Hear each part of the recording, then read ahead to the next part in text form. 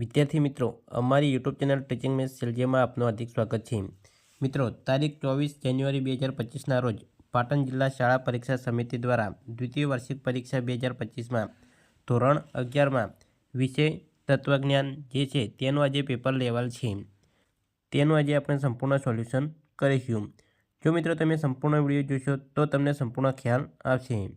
અને જો તમે ચેનલમાં નવા હો અને ચેનલને સબસ્ક્રાઈબ કરવાની બાકી હોય તો ચેનલને સબસ્ક્રાઈબ કરવા વિનંતી, જેથી તમને જે નવી અપડેટ આવે છે તે અપડેટ મળતી રહે. વધુ સમય ન લેતા આપણે પેપર જોઈશું. તો વિભાગ એ, નીચેના વિકલ્પોમાંથી સાચો વિકલ્પ શોધી અને જવાબ લખવાનો છે. તેમાં એકમાં આપેલું છે કે દલીલમાં ફલિત વિધાનની સંખ્યા કેટલી હોય છે, તો તેનો સાચો જવાબ છે એ 1 આવશે. 2, સર્વદેશી નિષેધવાચક વિધાનનું પ્રતીક કયું છે, તો જવાબ આવશે બી ના. 3, સમાન પદ ધરાવતા બે એકદેશી વિધાનો વચ્ચેના ગુણનો વિરોધ એટલે શું, તો જવાબ આવશે બી ઉપવિરોધ. તો વિદ્યાર્થી મિત્રો, વિભાગ એમાં આ રીતે પ્રશ્નો પૂછાય છે. તો આગળ પ્રશ્નો જોઈશું કે કેવો પૂછાયા છે. 4, સત્યાફલનલક્ષી સંયુક્ત વિધાનના કેટલા પ્રકાર છે, તો જવાબ આવશે સી 5. 5, કાં તો અથવા માટે કયા તાર્કિકારકનો ઉપયોગ થાય છે, તો જવાબ આવશે એ વી. 6, એક આદ્યસ્તંભની સત્યાસ્થ કોષ્ટકમાં કેટલી હરોળ રચાય છે, તો જવાબ આવશે બી 2. 7, માનવની જીવનદ્રષ્ટિ એટલે શું, તો જવાબ આવશે ડી તત્વજ્ઞાન. 8, અહીં PQના સત્યાસ્થ કોષ્ટકની કેટલી હરોળ રચાય છે, તો જવાબ આવશે બી 4. 9, સૂક્ષ્મચિંતન એટલે શું, તો જવાબ આવશે સી નિદિધ્યાસન. 10, ન્યાયદર્શન કેટલા પ્રમાણોનો સ્વીકાર કરે છે, જવાબ આવશે બી 4. ત્યાંથી મિત્રો, વિભાગ એમાં આ રીતના પ્રશ્નો પૂછાયા છે. વિભાગ એ પૂરો થાય છે. હવે વિભાગ બી જોઈશું. તો વિભાગ બીમાં એક ગુણના પ્રશ્નો પૂછાય છે. તેમાં 11મો પ્રશ્ન, વિચારણાને કોની સાથે ગાઢ સંબંધ છે, તો જવાબ આવશે ભાષા સાથે. 12, દલીલનું મૂળભૂત ઘટક કયું છે, જવાબ આવશે વિધાન. 13, અનુમાનના પ્રકારોના નામ જણાવો, તો 2 પ્રકાર છે. તેમાં 1 નિગમનલક્ષી અનુમાન અને 2 વ્યક્તિલક્ષી અનુમાન.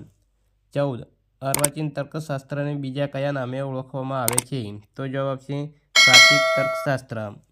15, વિવેક એટલે શું, તો વિદ્યાર્થી મિત્રો, આ પ્રશ્ન ચેપ્ટર નંબર 6માંથી પૂછાયેલ છે. હવે આગળ વિભાગ સી જોઈશું. તો વિભાગ સીમાં કેવા પ્રશ્નો પૂછાયા છે. વિભાગ સીમાં અહીં 2 ગુણના પ્રશ્નો પૂછાય છે. તેમાં 16મો પ્રશ્ન, પ્રમાણભૂત અને અપ્રમાણભૂત દલીલની વ્યાખ્યા આપો. આ પ્રશ્ન ચેપ્ટર નંબર 1માંથી પૂછાયેલ છે. જો વિદ્યાર્થી મિત્રો અહીં પ્રશ્નનું સોલ્યુશન આપીશું તો વિડીયો લાંબો થઈ જશે. માટે અહીં કયો પ્રશ્ન કયા ચેપ્ટરમાંથી પૂછાયો છે તે જણાવેલ છે. તમે તે ચેપ્ટરમાંથી આ પ્રશ્ન તૈયાર કરી શકો છો.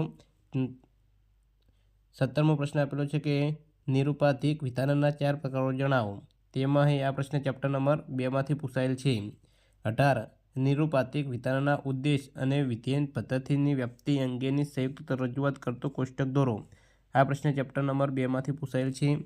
19, નીચેના વિધાનનું પ્રતિવિધાન અને પરિવર્તન મેળવો. સર્વ વિદ્યાર્થીઓ હોશિયાર વ્યક્તિ છે. તો આ પ્રશ્ન જે છે તે ચેપ્ટર 3માંથી પૂછાયેલ છે. 20, અહીંનું સત્યતા કોષ્ટક રચો. તો અહીં જે આપેલ છે તેનું સત્યતા કોષ્ટક અહીં આ પ્રશ્ન ચેપ્ટર નંબર 4માંથી પૂછાયેલ છે. 21, જો આપણે વધુ વૃક્ષ વાવીએ તો પ્રદૂષણ ઘટે અને પર્યાવરણ પ્રદૂષણ મુક્ત રહે છે. આ વિધાનની પ્રાત્યક્ષ રજૂઆત કરીને તેના પ્રકાર મેળવો. આ પ્રશ્ન ચેપ્ટર નંબર 5માંથી પૂછાયેલ છે. 22, તત્વજ્ઞાનના અભ્યાસ માટેની અનિવાર્ય શરતો કેટલી છે, કઈ? તો આ પ્રશ્ન ચેપ્ટર નંબર 6માંથી પૂછાયેલ છે. 23, ભારતીય દર્શનો કેટલા છે, કયા? આ પ્રશ્ન ચેપ્ટર નંબર 7માંથી પૂછાયેલ છે.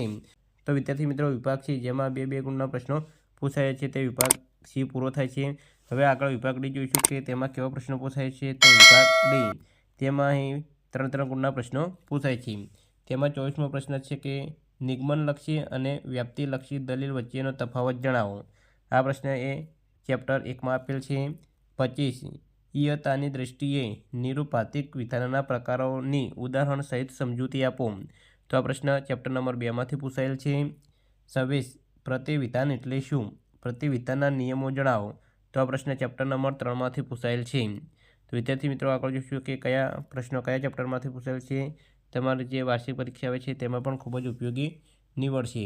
27, વિધાનપરક અચલ અને વિધાનપરક પરિવર્તી વચ્ચેનો ભેદ જણાવો. તો આ પ્રશ્ન ચેપ્ટર નંબર 4માંથી પૂછાયેલ છે. 28 સમુચય વિધાન એટલે શું? તેનું ઉદાહરણ, પ્રાતિક રજૂઆત અને સત્યતા મૂલ્યતાનો નિયમ અને સત્યતા કોષ્ટક દ્વારા સમજૂતી આપો. આ પ્રશ્ન ચેપ્ટર નંબર 5માંથી પૂછાયેલ છે. તો એ આગળ જોઈશું તો એ 29મો પ્રશ્ન આપેલો છે. તો એ 29મો પ્રશ્ન જોઈશું તો નીચે આપેલા ફકરા પરથી માગ્યા મુજબ પ્રશ્નોના જવાબ આપવાના છે. તો અહીં જે ફકરો પૂછાયો છે તે ચેપ્ટર 5માંથી પૂછાયેલ છે. 30માં આપેલ છે કે ટૂંક નોટ લખો. તત્વમીમાંસા.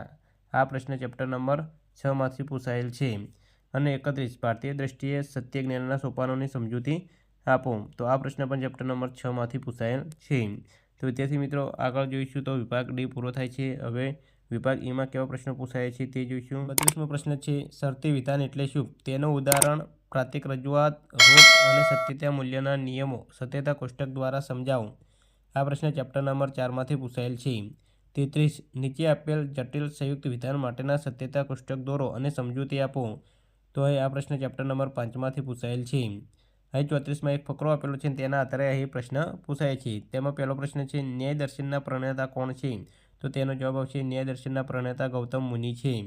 2 વાસ્તવવાદી દ્રષ્ટિબિંદુ એટલે શું? તો તેનો જવાબ આવશે ન્યાયનું દ્રષ્ટિબિંદુ એ વાસ્તવવાદી છે. 3 પ્રમા કોને કહે છે? તો તેનો જવાબ આવશે સત્ય જ્ઞાનને પ્રમા કહેવામાં આવે છે.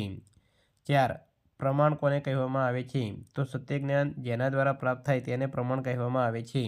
અને 5 ન્યાય દર્શન કેટલા પ્રમાણોને સ્વીકારે છે? કયા કયા?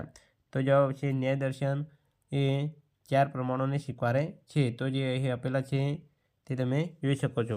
તો વિદ્યાર્થી મિત્રો વિભાગીમાં આ રીતે પ્રશ્નો પૂછાય છે. તો વિદ્યાર્થી મિત્રો અહીં જે પેપર લેવલ છે તેનું આજે આપણે સંપૂર્ણ સોલ્યુશન કરેલું છે અને કયા ચેપ્ટરમાંથી કયા પ્રશ્નો પૂછાય છે તે જણાવેલ છે. અને જો તમે સારી રીતે તૈયારી કરશો તો તમારી જે વાર્ષિક પરીક્ષા આવે છે તેમાં પણ તમને ખૂબ જ ઉપયોગી નીવડશે. અને મિત્રો જો તમે ચેનલમાં નવા હો તો ચેનલને સબસ્ક્રાઈબ કરવાની બાકી હોય તો ચેનલને સબસ્ક્રાઈબ કરવા વિનંતી, જેથી તમને જે નવી અપડેટ આવે છે તે અપડેટ મળતી રહે. જો વિડીયો સારો લાગ્યો હોય તો લાઈક કરો, શેર કરો અને સબસ્ક્રાઈબ કરો. Thank you.